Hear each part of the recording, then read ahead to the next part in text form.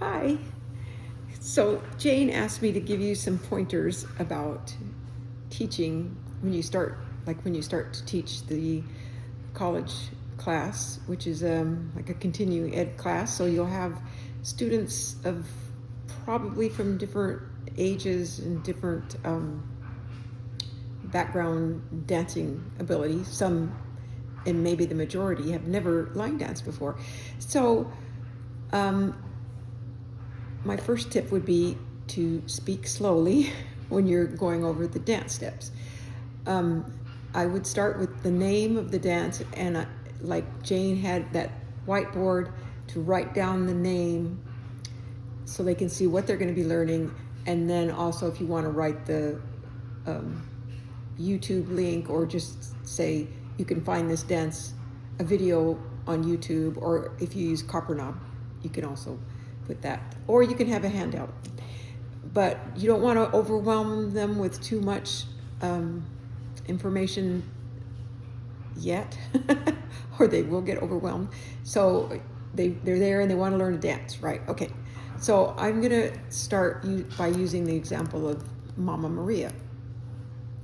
Okay, so for people that have never danced before, it's real important you explain first about the having what foot they're going to start on. So if it's like Mama Maria, you start with your right foot. So I would say, and I would have my hand run it down my left leg, and I would say, you're going to start with your weight should be on your left side.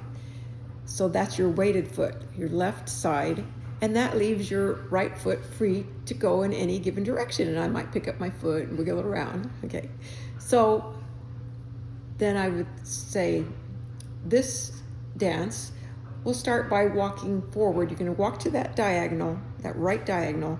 You're going to walk, walk, walk, kick, and step, walk back, back, back, touch.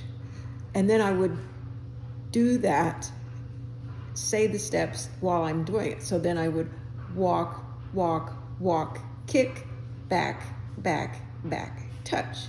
And then I might mention you're going to walk right, left, right, kick with your left foot, and then you're going to walk back, left, right, left, and touch your right foot next to your left.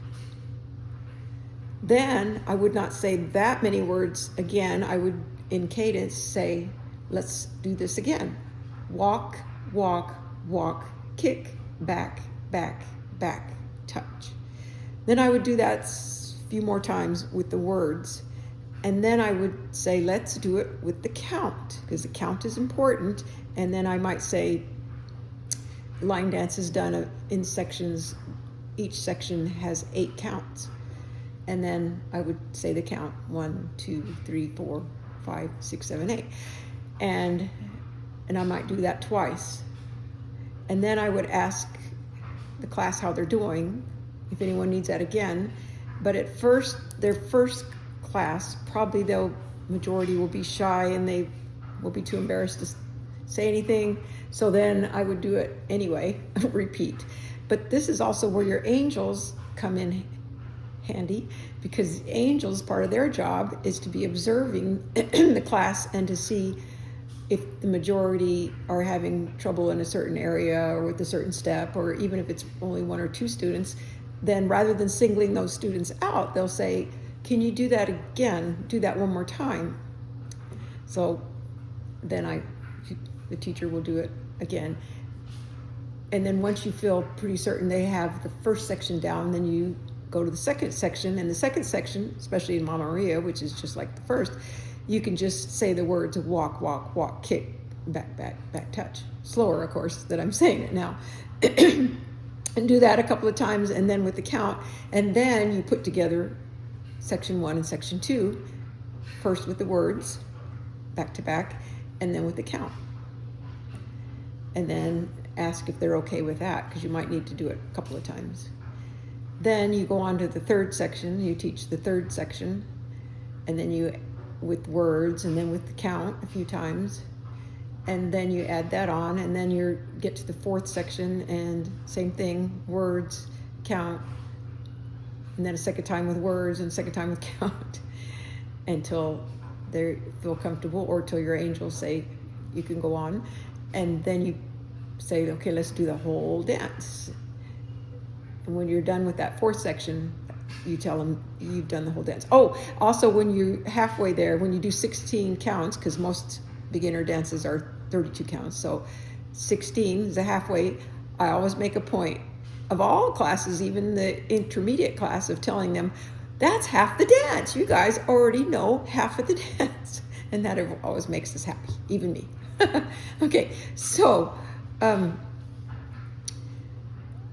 after you've taught them the entire dance, and then maybe one more wall, the first wall, just to make sure they have that down, then you go to the second wall and tell them, okay, we're going to repeat what we did facing 12 o'clock. We're going to, whether it's at 3 o'clock or counterclockwise or clockwise, you tell them we're going to repeat that.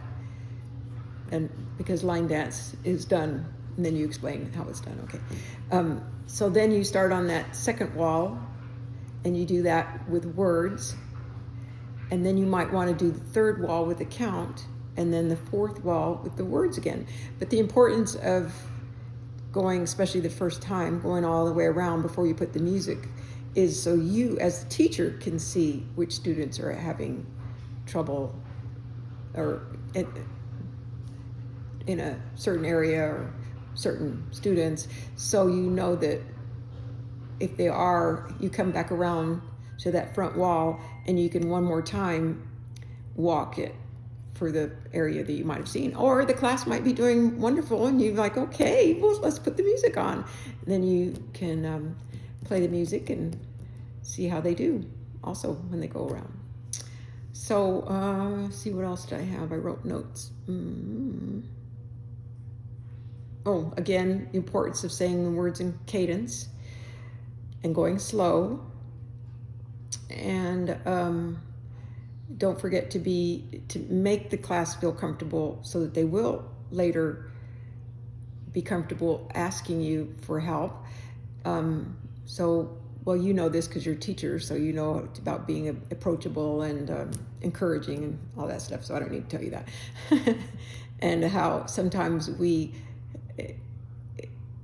if a student is having trouble in an area, they might, especially the very first day, they see others not having any trouble. They're just dancing and they feel like, oh my gosh, I'm never going to get it. This is not for me. I'm not going to come back. And we try to encourage them by saying, oh, I had that same trouble, or we all were there, in the beginning when we first started, and, making them feel like they're not the only ones.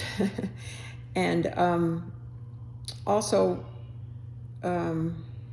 we have made the mistake in a beginning class before of giving them too much information the first day, because we're just so excited and so happy, and we just want to tell them and share all this stuff, and they're like, oh, their eyes are glazing over, and it's, we have plenty of time to tell them when they come back, but if you write stuff down like Jane did, I think she also did a handout of like website, the Country Gold website and the Copper Knob, and give those, and they can, when they go home, they can look at it, and also the name of the dance that you teach, however many you just teach that first day. I can't remember if Jane did 2 or 3, but anyway, during that hour, you want to make sure you have those written so that they can either take a picture from the whiteboard, and then they can look up the video. So I think that's all I have for now.